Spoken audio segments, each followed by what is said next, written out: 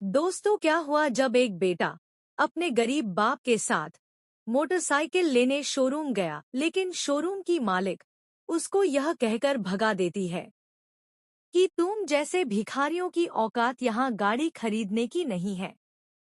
इसके के बाद जब लड़का अपने असली रूप में आया तो एक झटके में पूरा शोरूम ही खरीद डाला। उसके बाद कुछ ऐसा हुआ जिसकी किसी ने कल्पना भी नहीं की थी। कहानी की शुरुआत उस वक्त होती है जब राहुल अपने पापा को बाइक दिलाने शहर के एक बड़े शोरूम में जाता है।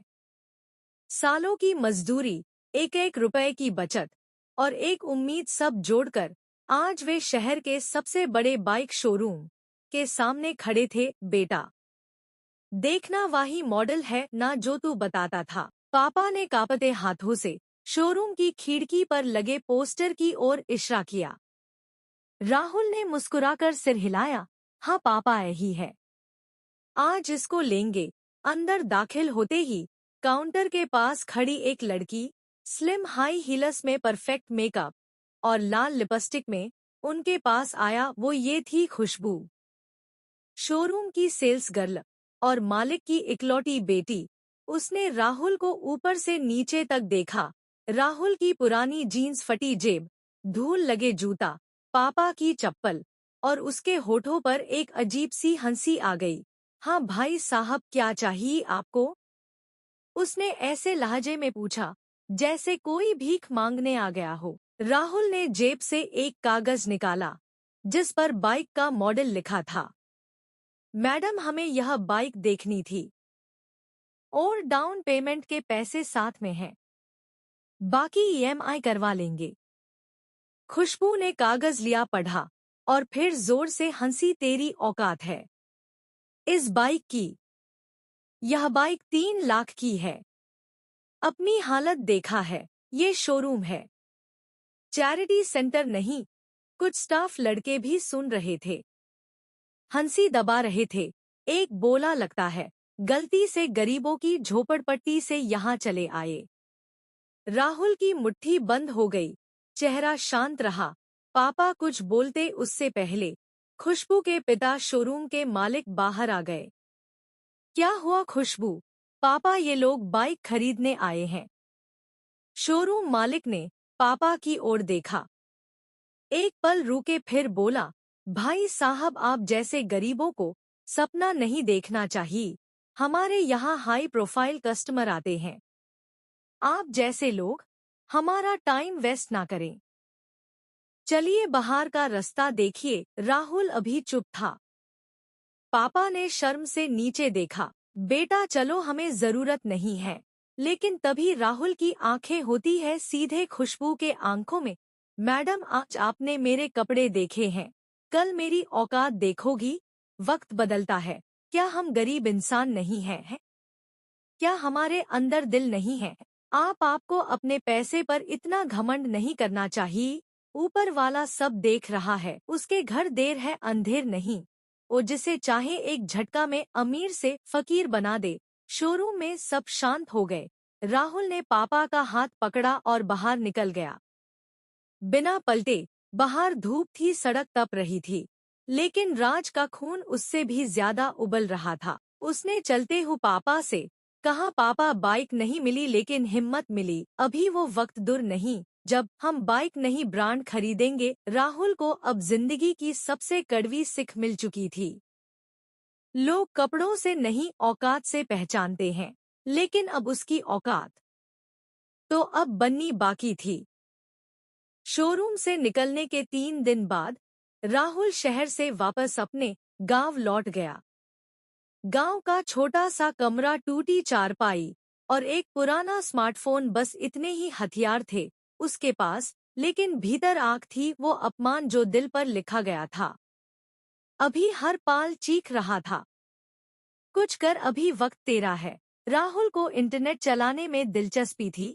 वे पहले भी छोटे मोटे ऐप बनाया करता था। एक दिन दिमाग में एक ख्याल आया, जब मेरे जैसे लोग बाइक लेने जाते हैं तो उन्हें शख्स से देखा जाता है। क्यों ना कुछ ऐसा बनाया जाए जो गरीबों को भी इज्जत से बाइक खरीदवाए और फिर वहीं से चालू हुआ एक ऐसा ऐप जो सीधे अन लोगों को फाइनेंस से जुड़ेगा, जिनके पास ना क्रेडिट स्कोर है ना बैंक में भारी रकम। राहुल ने दिन रात ऐप पर काम किया, ऐप को खुद डिजाइन किया, कोड लिखा। ऐप लॉन्च होने के बाद फिर उसने सोशल मीडिया पर एक पोस्ट डाल दी, बिना किसी बड़े पेपर वर्क के अब हर इंसान बाइक का मालिक बन सकता है। उस ऐप का नाम राइडर एक्स था।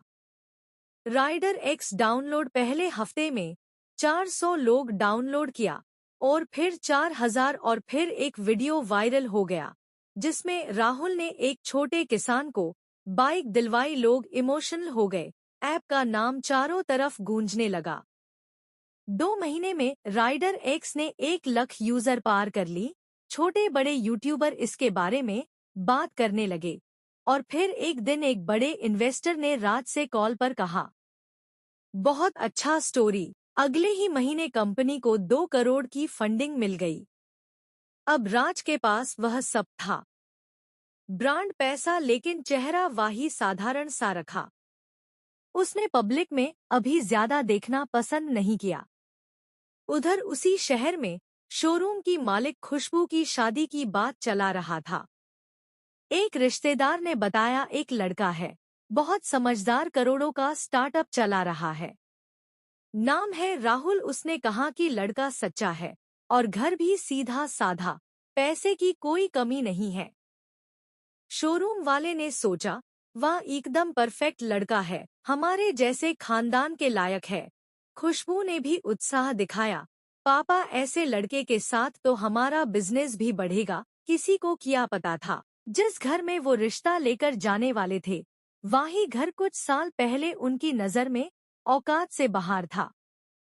राहुल को फोन आया, हम एक रिश्ते की बात लेकर आना चाहते हैं। राहुल ने हाँ कहते हैं।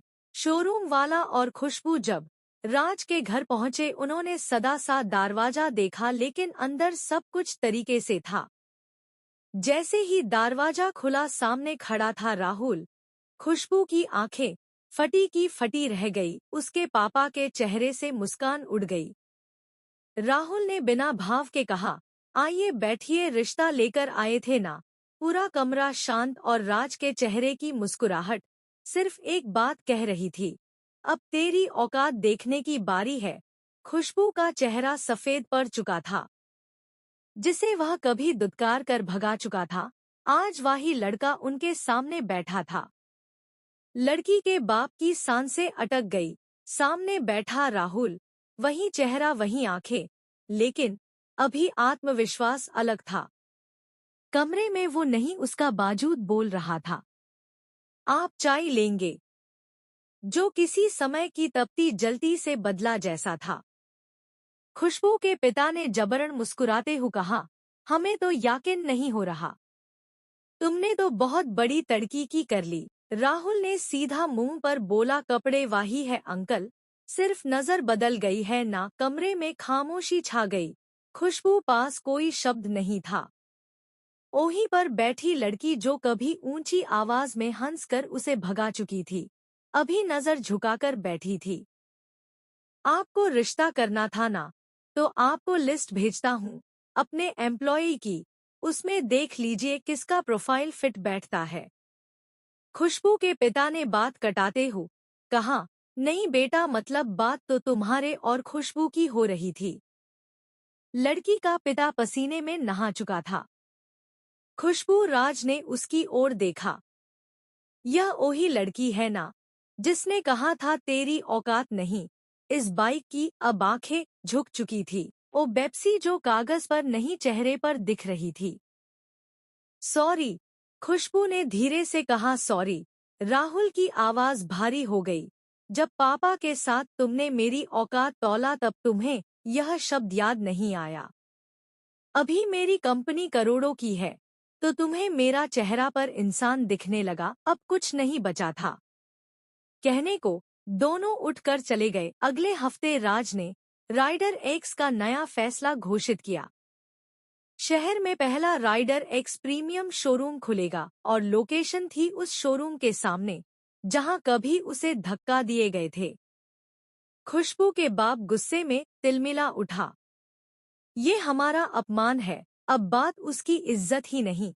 शोरूम बंद होने की थी। राइट एक्स का शोरूम खुला चमचमाता, जहां बिना कपड़ों और चेहरा के भेदभाव के राहुल ने उद्घाटन में सिर्फ एक लाइन कही, हम लोगों के कपड़े और औकात नहीं देखते, उनके सपने देखते हैं। हर मीडिया चैनल पर यही लाइन वायरल हो गई। राइट शोरूम अभी शहर की शान बन चुका था। डिजिटल स्क्रीन पर ग्राहक का नाम दिखता था। कस्टमर के लिए प्रीमियम चाय कॉफी और सबसे खास बात, किसी को कपड़ों से नहीं, इंसानियत से तौला जाता था। जहां पहले राज की हंसी उड़ती थी, अबोहा उसकी तारीफों की गूंज थी। उधर खुशबू और उसके पिता का शोरूम धीरे धीरे बंद होने लगा। ग्राहक आने बंद हो गए। पुराने कस्टमर तक राइडर एक्स की एमी सिम में शिफ्ट हो गई। हर हफ्ते घटा बढ़ता गया। मार्केट में चर्चा थी, अब पुराना शोरूम आउट हो गया है, राइडर एक्स ही है। खुशबू के पिता बौखला गए। उन्होंने मीडिया में इंटरव्यू तक देने की कोशिश की। हम तो सालों से बिजनेस कर रहे हैं। राइडर एक्स नया है, पर लोग हंसते हो। कहते हाँ नया है, पर इज्जत वाला है। फाइनली उनके शोरूम का लोन डिफॉल्ट हो गया। बैंक ने नोटिस भेजा, 15 दिन में रिकवरी नहीं हुई तो सील कर दिया जाएगा। अभी हालत बदतर हो चुके थे। उसी हफ्ते राहुल ने एक इवेंट रखा, राइट फाउंडेशन डे। पूरे शहर के bike dealer, media, college students और इन्वेस्टर्स को बुलाया गया। राहुल ने उसकी इवेंट में एक छोटा सा वीडियो चलवाया, जिसमें एक गरीब लड़का अपने पापा के साथ शोरूम में जाता है और अपमानित होकर बाहर निकल दिया जाता है। वीडियो का अंत होता है। आज वो लड़का राइडर एक्स का सीईओ है और जिसने उसे निकला था अभी खुद बाजार से बाहर है। हॉल तालियों से गूंज गया। खुशबू और उसके पिता पीछे खड़े वो वीडियो देख रहे थे, चेहरों पर वही बेबसी जो राहुल ने कभी महसूस किया था। शाम को खुशबू के पिता खुद राहुल के ऑफिस आए। दरवाजे पर सिक्योरिटी रोका, आपका अपॉइंटमेंट है। बोलिए, राहुल से बाप बेटी मिलने आए हैं। राहुल ने मिलने की इजाजत दे दी।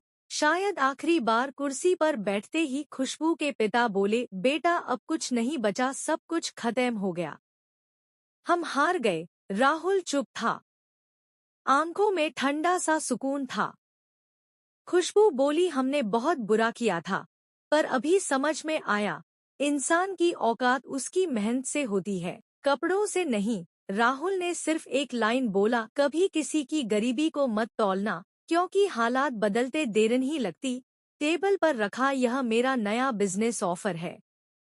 राइडर एक्स अभी आपके शोरूम की जमीन खरीदना चाहता है ताकि गरीब बच्चों के लिए एक ट्रेनिंग सेंटर खोला जा सके।